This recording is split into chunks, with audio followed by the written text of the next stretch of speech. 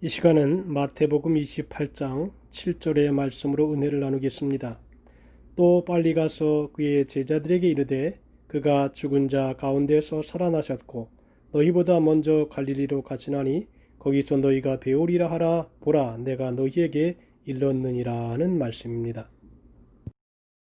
이 시간에는 본문 말씀을 중심으로 갈릴리로 가라고 하는 제목으로 말씀을 전해 올리겠습니다. 부활하신 예수님은 제자들에게 갈릴리에서 만나자고 하셨습니다. 예루살렘에서 갈릴리까지는 걸어서 꼬박 3일을 가야 할 거리였다고 합니다. 왜 예수님이 갈릴리에서 만나자고 했을까요? 첫째로 예수님의 부활을 확신하도록 하기 위함이었습니다. 제자들 중에는 아직도 믿지 않는 자가 있었다고 성경은 얘기합니다. 마태복음 28장 16절과 17절에 11 제자가 갈릴리에 가서 예수께서 지시하신 산에 이르러 예수를 배웠고 경배하나 아직도 의심하는 사람들이 있더라 그랬습니다. 제자들은 예수님이 십자가에서 처참하게 피 흘리시고 옆구리를 창에 찔려 돌아가신 것을 생생하게 보았습니다. 그리고 무덤에 장사 지낸 것도 보았습니다. 3일이 지나서 예수님이 다시 살아나서 눈앞에 나타나기도 하셨지만 그들 중에는 아직도 예수님이 부활하신 것을 믿지 않는 자가 있었다는 것입니다. 예수님의 제자들을 갈릴리로 부르신 것은 부활하신 예수님이 바로 그분이라는 것을 확신하게 하기 위함이었습니다. 예수님이 제자들을 갈릴리로 부르신 것은 예수님과 제자들이 처음 만난 곳이 갈릴리였다는 것을 확신시킴으로써 부활하신 분이 바로 예수님이라는 사실을 가슴속에 넣어주기 위함이었습니다. 갈릴리에서 한 번 나타나신 것이 아니라 여러 번 나타나셔서 대화를 나누셨습니다. 한 번은 제자들이 기다리다 지루하니까 배를 몰고 나가서 고기를 잡았습니다. 밤새 고기를 잡으려고 했었지만 한 마리도 잡지 못했습니다. 그때 예수님이 해변가에서 부르시고 그물을 배 오른편에 던지라고 하셨습니다.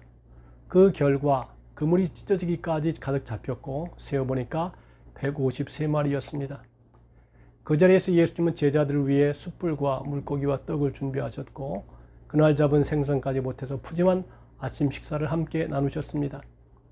하루는 베드로에게 깊은 곳으로 가서 그물을 던지라고 말씀하셔서 베드로가 말씀에 의지하여 그물을 던졌을 때 2배가 가득하게 잡혔던 것을 기억하였을 것입니다.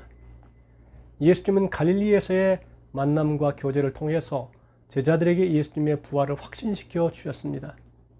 예수님은 오늘 우리에게도 영적으로 예수님이 부활하셨다는 믿음을 확신하게 해주십니다.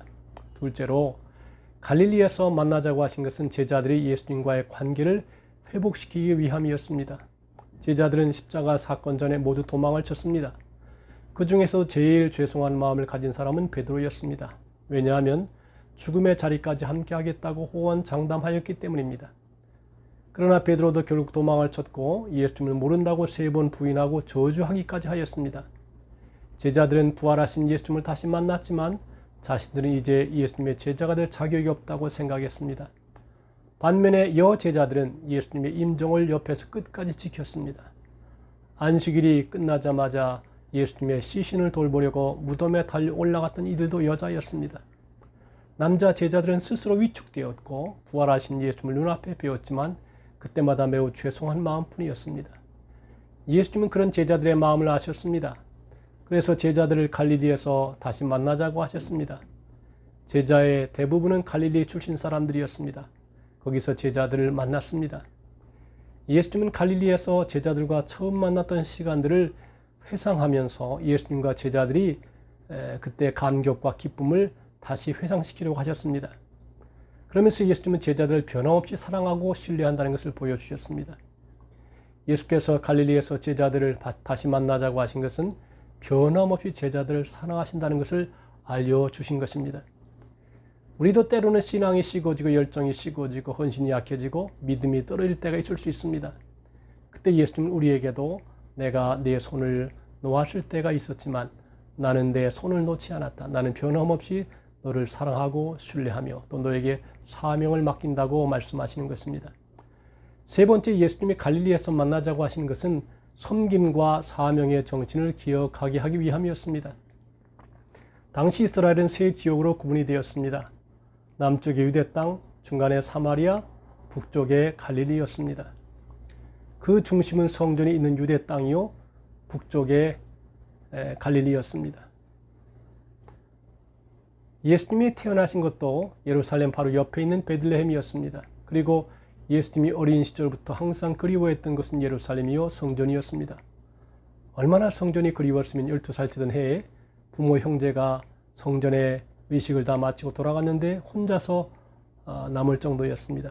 하지만 예수님이 자라나신 것은 북쪽 갈릴리였습니다. 갈릴리 땅은 당시 천대받던 곳이었습니다. 그것은 12지파 중에서 스불론 지파와 납달리 지파의 땅이었는데 이들은 대부분 이방인과 통혼하면서 이방 지역처럼 변질되었습니다. 그래서 유다 지파 사람들은 완전히 이방인과 혼혈이 된 사마리아 사람들 다음으로 갈릴리 지방 사람들을 천대하였습니다. 이방 사람처럼 되었다는 것입니다. 그런데 예수님이 자라나신 것은 유대 땅이 아니라 이방의 갈릴리였습니다. 왜 그랬을까요? 예수님이 갈릴리 지방에서 자라나셨고 또한 그곳에서 30살 되던 해에 공생애를 시작하시면서 메시아의 삶을 시작하셨습니다. 그리고 갈릴리 지방에서부터 복음을 전하셨고 제자들을 부르셨습니다. 갈릴리에서 메시아가 자라나셨고 메시아의 사역이 시작되었고 복음이 전파되기 시작하였습니다. 갈릴리 지역이 유명해졌습니다. 이것이 제자들과 우리에게 말씀하시는 갈릴리의 정신입니다. 예수님 어린 시절부터 가난한 자들과 천민들과 멸시를 받는 사람들이 사는 곳에서 생활하셨습니다.